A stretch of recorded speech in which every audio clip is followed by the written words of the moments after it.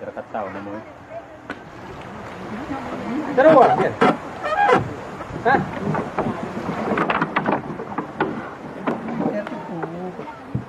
Tunjuk baik. Baik dah dia. Hubungannya lebih ke sana. Oh, tunjuk hoi kan. Oh, baik besar. Oh, dia. Kalau terking udah jauh. Kalau dia.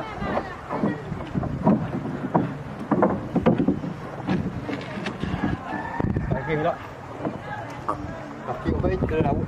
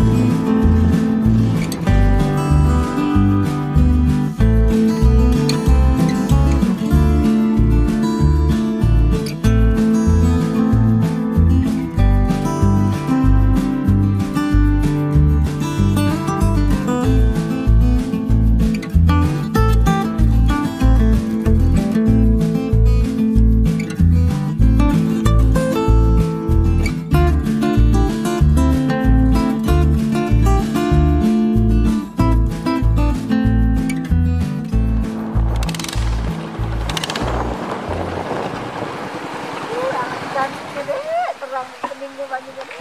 Halo ibu.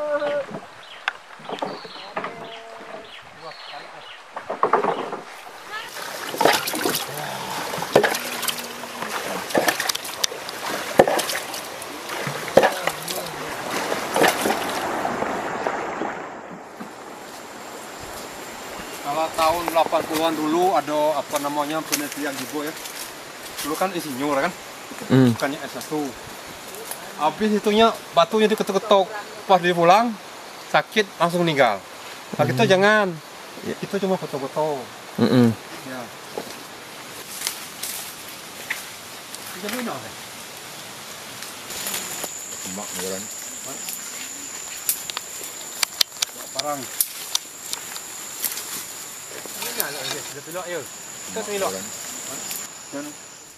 Ini namanya batu Muning, namanya kan sejarahnya dulu apa namanya, ada orang tua tuh meninggal kan, pas sampai di sini apanya tandu ya apa namanya tuh, pas hari hujan kan dia lewat sini belum dikubur kan, nah pas nak datang lagi itu kuburan ini jadi batu orang itu tuh, oh sejarahnya itu langsung jadi batu.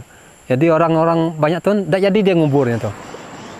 Di sini warga di sini seringnya kan dipuja, ada yang apa yang dipuja-puja malam-malam kan, ada yang dapat khasiatnya warga di sini. Tapi kita jangan ganggu yang ini barangnya. Kalau kita ganggu kan pasti kita dapat balasannya. Itu cerita warga di sini kan. Ya pernah orang ke sini dulu dari penelitian 80-an dulu. Dia tuh pas cak ini juga sore-sorenya kan datang dia. Hari hujan, namun kak itulah. Dia tuh ngetuk-ngetuk itu pakai palu. Itu nitinya kan. Seminggu dia balik pulang situ itu langsung meninggal ya ceritanya. Memang akarnya lah batu ini. Ya. Boleh dipegang. Pegang tuh boleh. Ya. Tidak apa-apa dipegang.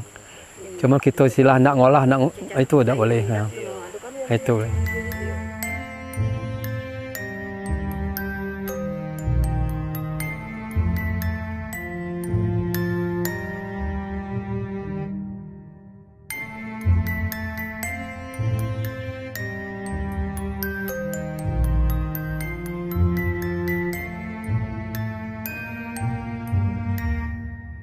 Ceritakan tentang batu ini namanya batu Megas.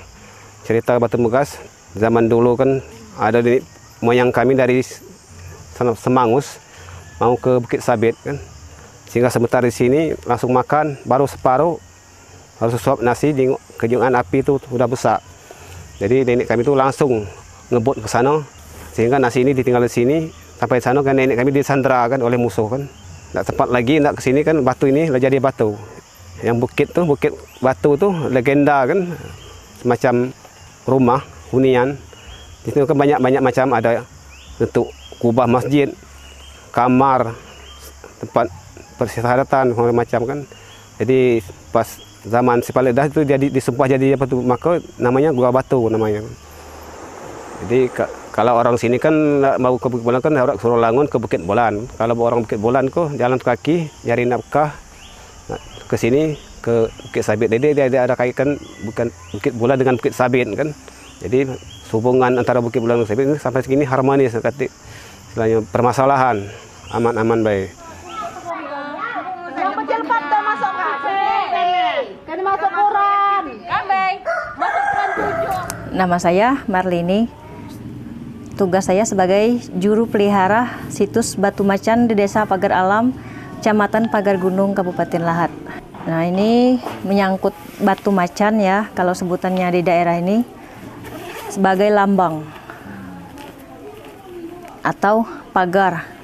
Yang dipagarinya pagar gunung atau boleh disebut 4 jungku kata Bapak. Nah, yang dipagarinya adalah 1. Perzinahan, 2. Pertumpahan darah. Apabila terjadi perzinahan, maka yang berbuat harus 1. Menyembelih kambing, 2. Menyembelih kerbau. Yang menyembelih kambing itu namanya membasuh dusun, membasuh rumah, dan menyembelih kerbau itu membasuh dusun. Dari zaman dahulu, Batu Macan ini sudah dipelihara oleh masyarakat desa ini. Nah, walaupun ada dulu pernah ada yang ingin merusak. Nah, sangat berakibat sekali dengan dia. Sekarang terlihat sekali dampaknya. Dia mengalami gangguan jiwa.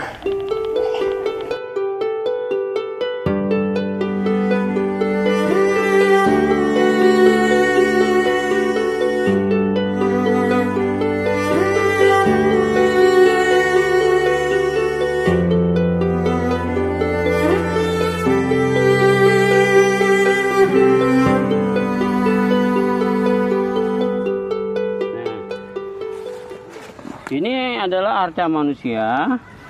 Ini bagian Pundak. punggung, ya. Ini lengannya, tangannya. Di bagian punggung, badan, ini lengan. Tapi sayang ini bagian tangan ini patah. Ini bagian ini patah. Nah, ini bagian kaki. Kaki di sini kita lihat ada gelang kaki. Ya, gelang kaki nih. Ini banyak sekali bagian-bagian ini yang patah. Ini dari kepala, bagian tangan ini semuanya patah dan tidak ditemukan patahannya. Dan ini terjadi di masa kolonial. Jadi menurut catatan Pandurhup yang datang ke sini pada tahun 1931 sudah mengatakan bahwa arca ini sudah tanpa kepala. Nah, jadi kita tidak tahu siapa pelakunya. Yang jelas dari catatan Pandurhup yang datang ke sini pada tahun 1931 ini sudah tidak ada lagi. Ya. Dan infonya dulu pernah ada juru pelihara di sini, tapi sesuatu hal tidak ada lagi hingga kini.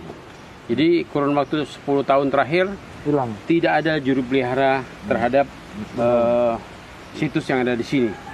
Nah, selain ada arca, di sini juga ada batu datar,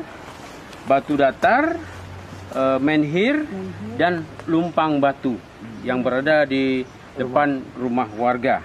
Ya. Nah, jadi kalau kita melihat konteksnya saat ini, jadi situs ini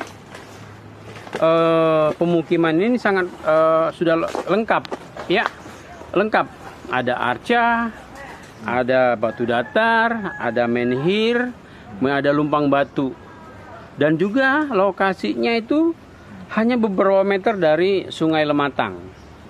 Ya, kita ketahui bersama bahwa masyarakat dulu prasejarah mereka bermukim di daerah yang subur. Antara lain daerah subur itu di mana adalah di tepi sungai atau di tepi tempat atau danau.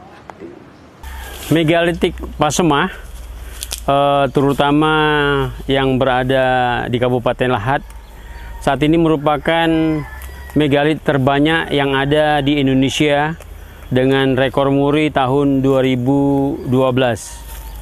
Alhamdulillah, walaupun situs megalit ini tersebar ada di pemukiman masyarakat, ada di persawahan, di semak belukar, di kebun kopi, akan tetapi masyarakat Kabupaten Lahat dan Pasemah tetap menjaganya dengan kearifan lokal. Mereka tidak mengganggu keberadaan megalit ini, walaupun secara keagamaan megalit ini belum mengenal agama, dan masyarakat yang saat ini ada sudah mengenal agama Islam.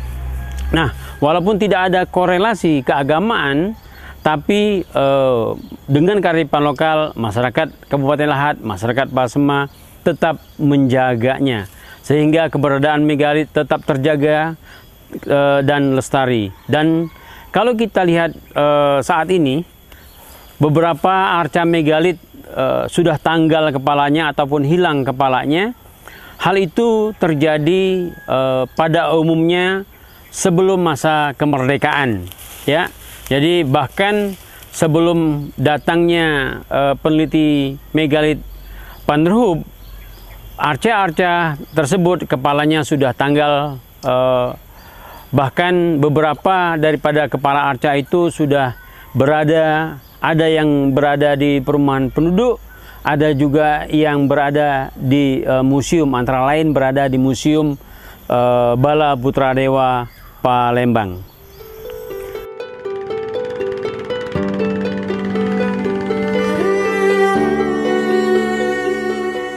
Kalau pendapat saya udah berubah dari mulai aku tahun masuk ongkos dari sungai itu pernah aku sampai Ulu Rawas Kota Tanjung itu ongkosnya Rp1.000, sekarang ongkosnya udah Rp60.000. Dari mulai ongkos Rp1.000 saya masuk dari Ulu Rawas ini, sekarang udah Rp60.000. Itu banyak perubahan. Maunya kan sangkup alam tumbuh-tumbuhan ini, sekarang udah bongkar. Gejala mereka itu satu kemungkinan mereka itu mau, apakah mau diterang, apakah mau bikin kebun. Nah itu. Saya mulai dari Ulu Rawas, dari Surulangun ke Ulu Rawas, itu tiap batu itu saya teliti. Batu ini bentuknya kayak gini, sungai ini kedalamannya kayak gini. Itu aku uji coba. Bukannya hanya, dalamnya sekian meter. Saya uji coba. Nyampe 10 meter kayak yang saya nyelam itu. Saya nggak mau dibohong-bohongi. Di mana banyak ikannya, di mana kurang ikannya. Kalau biasanya kan alam kita ini yang kayak tumbuh-tumbuhan itu kan maunya kayak mau sangkup gitu, enak dipandang mata. Sekarang kan udah terang, nggak enak lagi kayak uang nambang-nambang gitu kan, udah bongkar. Sebenarnya kalau yang nambang di tempat kita istirahat tadi itu sebenarnya dulu udah kayak gitu, banyak pohon-pohon, nggak terang kayak gitu. Nah, itu kan lah udah berubah cuacanya. Dia ini udah nggak layak lagi dipandang mata lagi.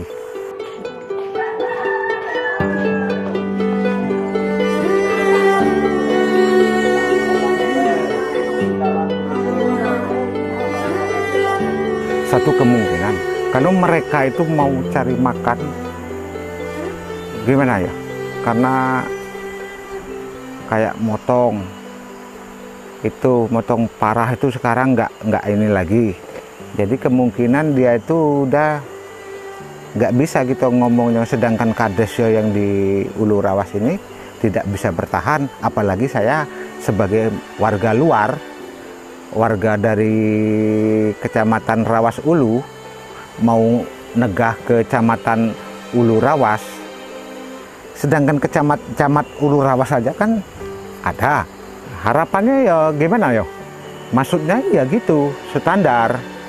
Kayak semula, tapi nggak bisa semula ya biasa-biasa. Kalau lokasinya udah hancur ya tetap hancur. Ya maksudnya saya itu kalau bisa sama-sama jaga alam di Ulu Rawas lebih baik sebenarnya gitu.